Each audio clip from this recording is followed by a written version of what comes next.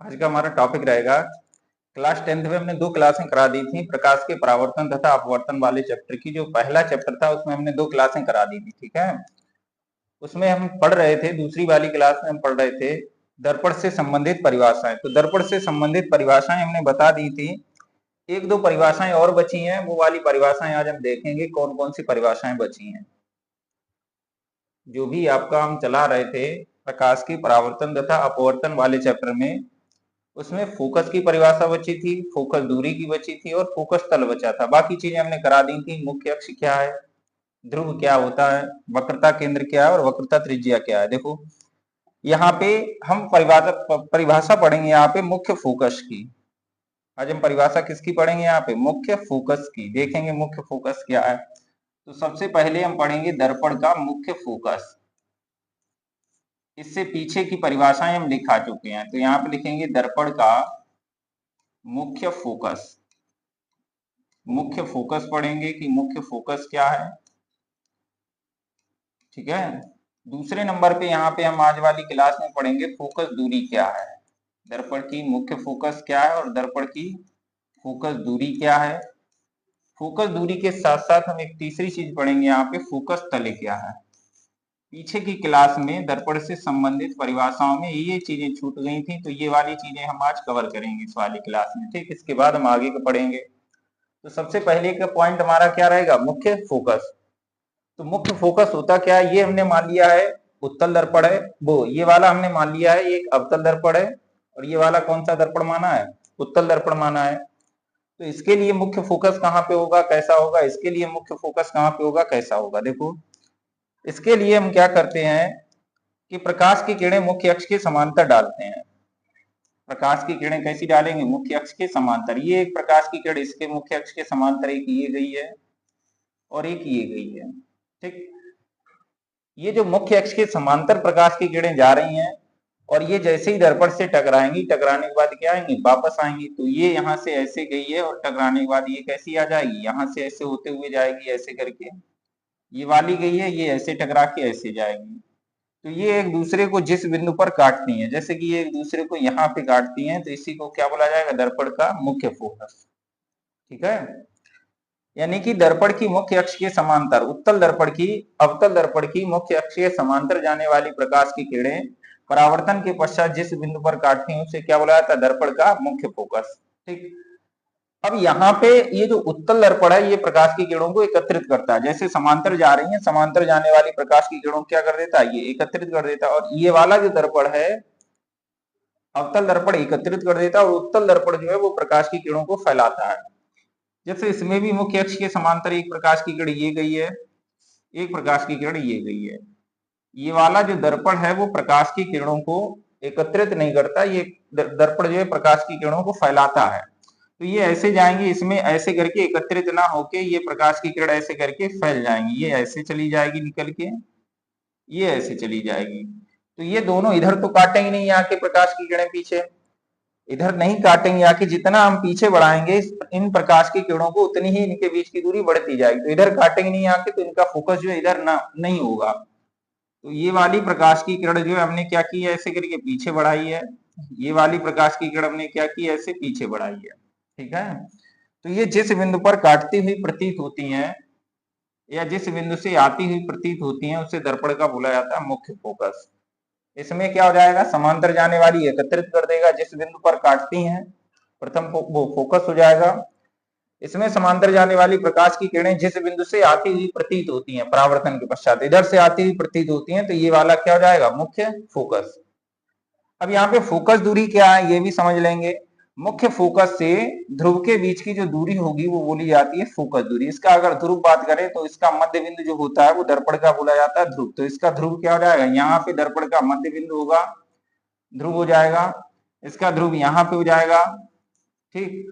तो ध्रुव से लेकर के, ये ध्रुव है, ध्रुव से लेकर के मुख्य फोकस के बीच की बोली जाती है दूरी फोकस दूरी। इससे स्मॉल एफ से बड़े से करते हैं, यहाँ पे फोकस दूरी क्या आ जाएगी, ध्रुव से मुख्य फोकस के बीच की फोकस दूरी को हम स्मॉल एफ से बड़े से करते हैं और मुख्य फोकस को हम किससे बड़े से करते हैं, मुख्य फोकस को हम बड़े से करते हैं कैपिटल एफ से, ठीक है।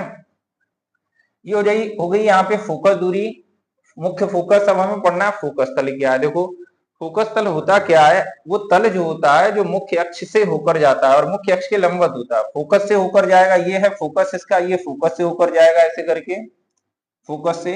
और मुख्य अक्ष ऐसे है तो मुख्य अक्ष की तल कैसे होगा, लंबवत होगा। तो ये वाला जो तल होगा इसे बोला जाएगा फोकस तल। तो इसकी परिभाषा ऐसे ही लिख देंगे यहाँ पे, क्या लिखेंगे यहाँ पे, वह बिंदु या मुख्य फोकस से होकर जाने वाला तथा मुख्य अक्ष की लंबवत तल जो होता है उस लंबवत तल को क्या बोला जाता है, फोकस तल कहते हैं। तो ये हो जाएगा यहाँ पे फोकस तल, इसका फोकस तल यहाँ पे हो जाएगा, मुख्य फोकस से जाएगा और मुख्य अक्ष की क्या होगा, लंबवत होगा।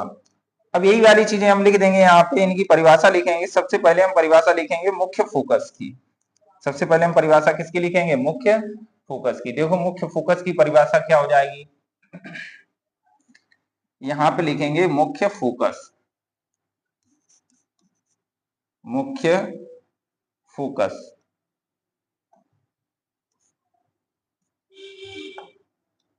सबसे पहले परिभाषा हम किसकी लिखेंगे, मुख्य फोकस की परिभाषा लिखेंगे। देखो क्या है मुख्य फोकस की परिभाषा, मुख्य अक्ष के, यहाँ पे लिखेंगे मुख्य अक्ष के समांतर चलने वाली, मुख्य अक्ष के समांतर चलने वाली, समांतर चलने वाली, मुख्य अक्ष के समांतर चलने वाली प्रकाश की किरणें, प्रकाश की किरणें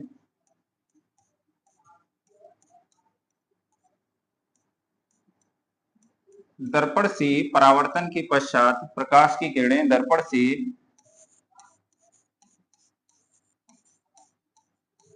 परावर्तन के पश्चात, दर्पण से परावर्तन के पश्चात मुख्य अक्ष के, मुख्य अक्ष के जिस बिंदु से होकर जाती हैं, जिस बिंदु से होकर जाती हैं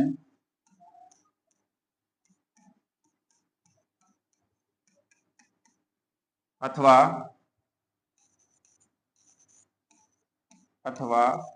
आती हुई प्रतीत होती हैं,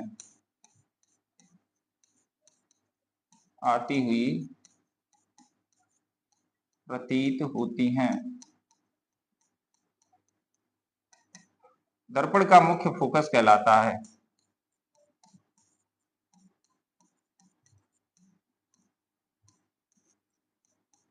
मुख्य फोकस, और मुख्य फोकस को किससे प्रस्तुत करते हैं, एफ से। मुख्य फोकस एफ कहलाता है। समझ में आया क्या कहलाता है, या तो समांतर जो भी जाएंगी, या तो जिस बिंदु से होकर जाती हैं या जिस बिंदु से आती हुई प्रतीत होती हैं। अवतल दर्पण में होकर जाती हैं और उत्तल दर्पण में उस बिंदु से आती हुई प्रतीत होती हैं, उसे क्या बुलाता है, मुख्य फोकस। और मुख्य फोकस को हम किससे प्रस्तुत करते हैं, कैपिटल एफ से प्रस्तुत करते हैं। दूसरे नंबर पे हमें पढ़नी है फोकस दूरी। यहाँ पे लिखेंगे फोकस, फोकस दूरी। देखेंगे यहाँ पे फोकस दूरी क्या है, किसके किसके बीच की दूरी जो है फोकस दूरी कहलाती है, किसके किसके बीच की दूरी फोकस दूरी कहलाती है। यहाँ पे लिखेंगे दर्पण के मुख्य फोकस, दर्पण की मुख्य फोकस, दर्पण की मुख्य फोकस तथा ध्रुव के बीच की दूरी को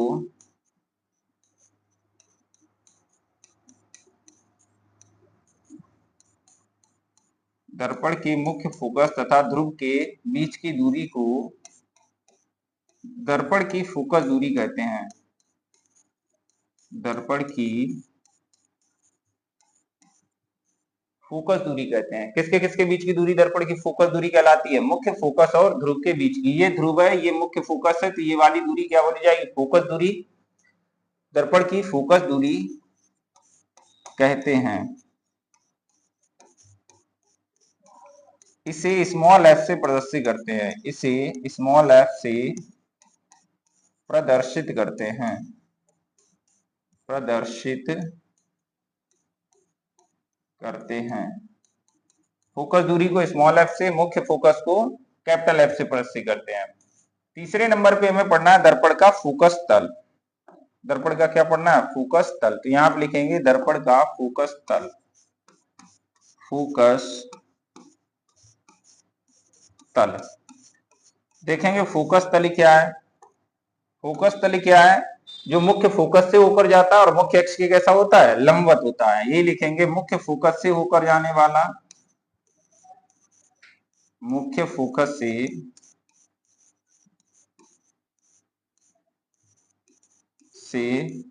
होकर जाने वाला,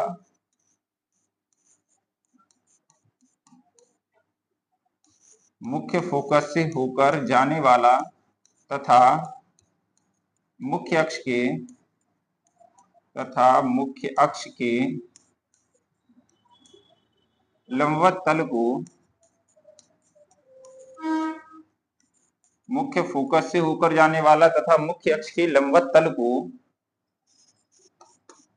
फोकस तल कहते हैं, फोकस तल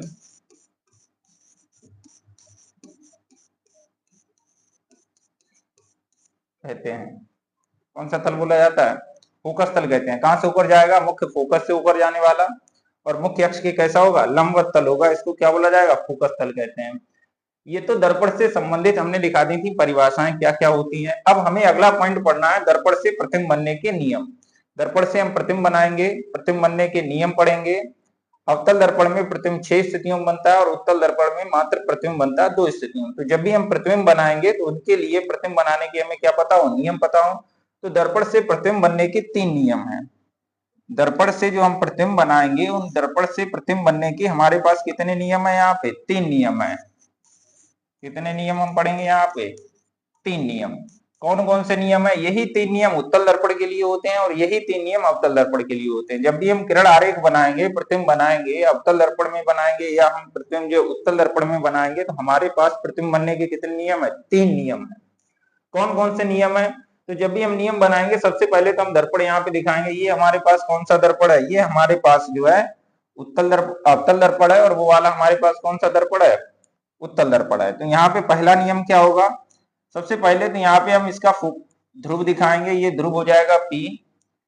दूसरे नंबर पे यहाँ पे हम इसका फोकस दिखाएंगे। अभी हमने बताया था फोकस क्या है, तो इसका फोकस इधर होता है और इस वाले दर्पण का जो फोकस होता है वो किधर होता है? इधर होता है। अभी बताया था पीछे जो फोकस क्या है, तो इस वाले दर्पण का फोकस इधर हो जाएगा, उस वाले दर्पण का फोकस उधर हो जाएगा। ठीक, नियम पढ़ेंगे। जो पहला नियम है, पहला नियम हम उत्तल दर्पण के लिए पढ़ेंगे और पहला नियम हम किसके लिए पढ़ेंगे? अवतल दर्पण के लिए पढ़ेंगे। देखेंगे नियम क्या है यहाँ पे। देखो, ये नियम है कि जो भी प्रकाश की किरणें जो है मुख्य अक्ष के समांतर जाएंगी। जितनी भी प्रकाश की किरणें मुख्य अक्ष के कैसी डालेंगे? समांतर। जैसे कि ये मुख्य अक्ष के समांतर गई है, तो जो समांतर जाएंगी वो टकराएंगी और टकराने के बाद वो फोकस से होकर लौट के जाएंगी। तो ये हो जाएगा पहला नियम। मुख्य अक्ष के समांतर चलने वाली प्रकाश की किरणें दर्पण से परावर्तन के पश्चात कैसे जाएंगी? मुख्य फोकस से होकर जाएंगी। ये हमने पहली डाली, ऐसी ही अगर हम दूसरी अगर समांतर डालेंगे तो ये भी इससे टकराएगी, तो ये कैसी जाएगी? मुख्य फोकस से होकर जाएगी।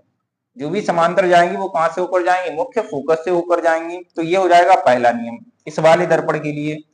इसमें जो मुख्य अक्ष के समांतर जाएंगी, एक प्रकाश की किरण मुख्य अक्ष के समांतर ये जा रही है, दूसरी प्रकाश की किरण मुख्य अक्ष के समांतर ये जा रही है। ये फोकस से होकर नहीं जाएंगे क्योंकि ये प्रकाश की किरणों को फैलाता है। ये प्रकाश की किरणों को क्या करता है? फैलाता है। ये एकत्रित करता है। तो जितनी भी ऐसे गई हैं, तो ये गई इसने एकत्रित कर दी है। इस वाले में जो समांतर जाएंगे वो एकत्रित नहीं करेगा, वो क्या करेगा? फैलाएंगे। तो ये वाली प्रकाश की किरण ऐसे निकल के जाएगी यहां से, ये वाली प्रकाश की किरण ऐसे निकल के जाएगी, फैला दिया है। ये फोकस से आती हुई प्रतीत होती है। कहां से आती हुई प्रतीत होती है? फोकस से आती हुई। तो ये हो जाएगा यहाँ पे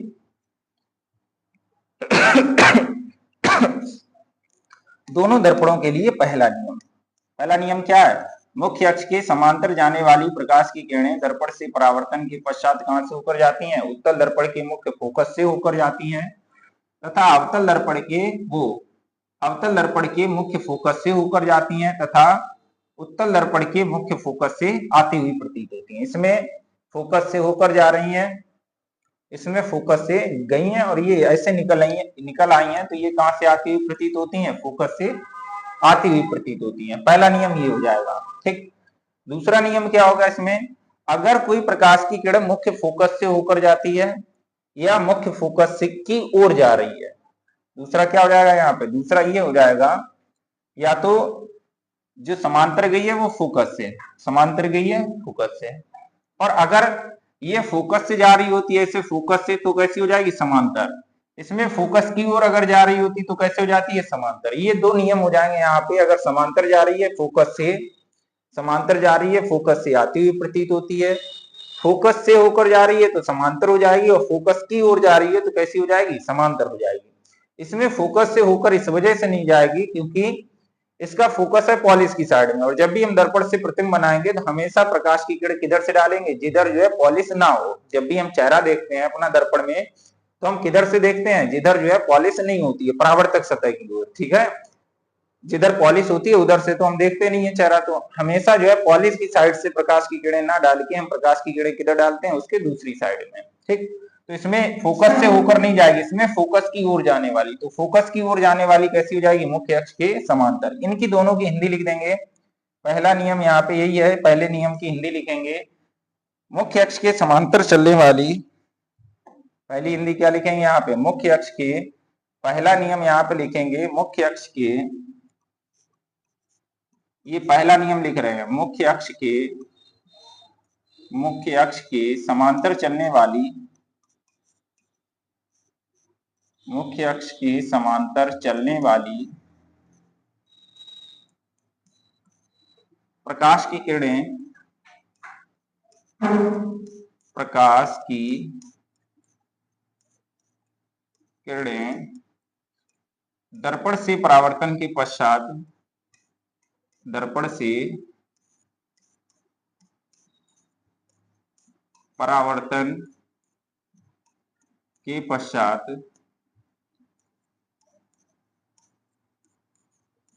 उत्तल दर्पण के परावर्तन के पश्चात उत्तल दर्पण के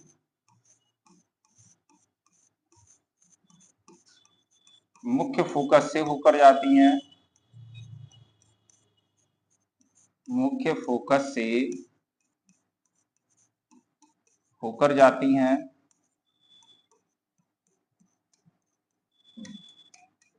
तथा वो उत्तल दर्पण के नहीं, अवतल दर्पण के मुख्य फोकस से होकर जाती हैं,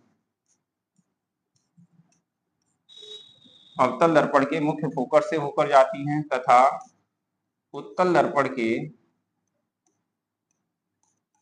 उत्तल दर्पण के मुख्य फोकस से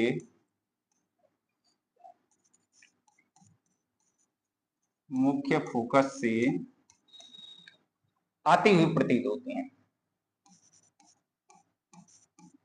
आती हुई प्रतीत होती हैं। ठीक है, ये हो जाएगा पहला नियम। दूसरा नियम क्या है देखेंगे। दूसरा नियम देखो, ऐसे ही हमने दर्पण बना दिया, इनके लिए हम दूसरा नियम लिखेंगे। तो दूसरा नियम यही है कि अगर फोकस से जा रही है प्रकाश की किरणें, यहाँ पे इसका फोकस हो जाएगा ऐसे करके, यहाँ पे इसका फोकस हो जाएगा। इस वाले दर्पण का फोकस किधर होता है? पॉलिश की साइड में होता है। पहले तो समांतर वाली दिखाई है। अब यदि प्रकाश की किरण मुख्य फोकस से होकर जाती है, जैसे कि ये वाली प्रकाश की किरण कैसे गई है? मुख्य फोकस से। तो यहाँ पे मुख्य फोकस से अगर प्रकाश की किरण जा रही है ऐसे करके, और फोकस से जाने वाली कैसी हो जाएगी? समांतर हो जाएगी। ये फोकस से गई है ऐसे करके, और ये कैसी हो गई है? मुख्य अक्ष के समांतर। ठीक, उसमें क्या था? समांतर वाली फोकस से हो गया है। इसमें क्या होगा? इसमें फोकस से होकर नहीं जाएगी, प्रकाश की किरणें हमेशा जो है परावर्तक सतह से डाली जाएंगी, पॉलिश की सतह से नहीं डाली जाएंगी। तो यहाँ पे इसका दूसरा नियम क्या हो जाएगा? यदि प्रकाश की किरण जो है मुख्य फोकस की ओर जा रही है, किधर जा रही है? मुख्य फोकस की ओर। तो मुख्य फोकस की ओर जो भी प्रकाश की किरण जाएगी वो मुख्य अक्ष के कैसी हो जाएगी? समांतर हो जाएगी। देखेंगे ये मुख्य फोकस की ओर जा रही है या नहीं जा रही है। देखो ये प्रकाश की किरण जो है कैसे जा रही है? मुख्य फोकस की ओर, ऐसे करके। ये गई है मुख्य फोकस की ओर। ठीक, ऐसे करेंगे, मुख्य फोकस की ओर जा रही है, और जो मुख्य फोकस की ओर जाएगी वो कैसी हो जाएगी, मुख्य अक्ष के समांतर हो जाएगी। ये कैसी हो जाएगी, यहाँ पे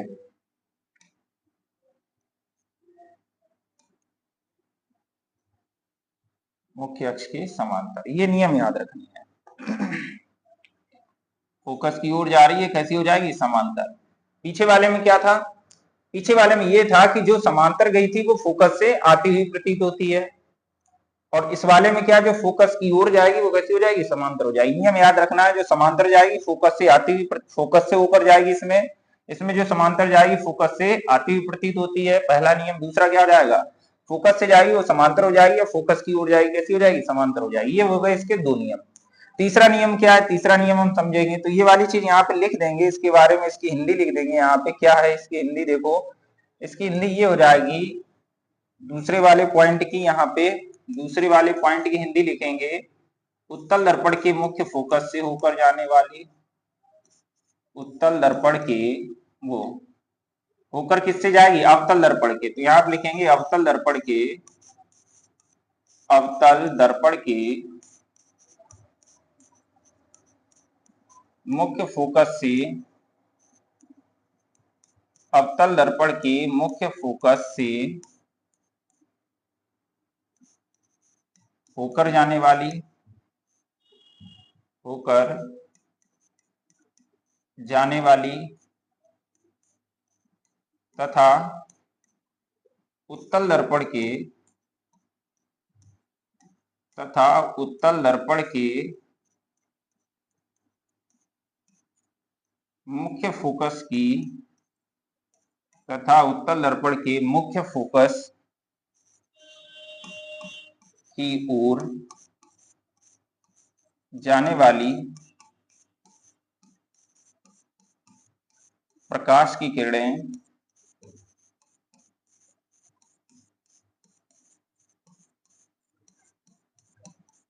मुख्य अक्ष के समांतर हो जाती हैं।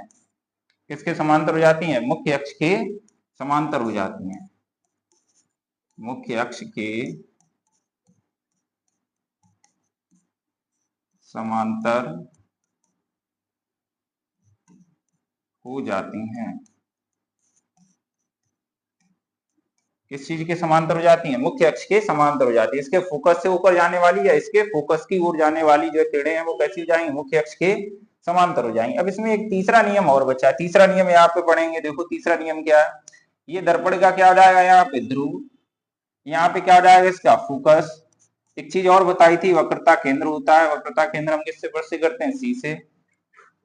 इसी प्रकार यहाँ इसका क्या हो जाएगा, ध्रुव हो जाएगा। ध्रुव हम किससे प्रस्तुत करेंगे, पी से, और फोकस इसका इधर होता है, तो फोकस को हम किससे प्रस्तुत करते हैं, एफ से, और इसका वक्रता केंद्र किधर होगा, इधर होगा। दर्पण से संबंधित जो परिभाषाएं बताई थी वो हमने बताई थी, इधर फोकस होता है अवतल दर्पण का, वक्रता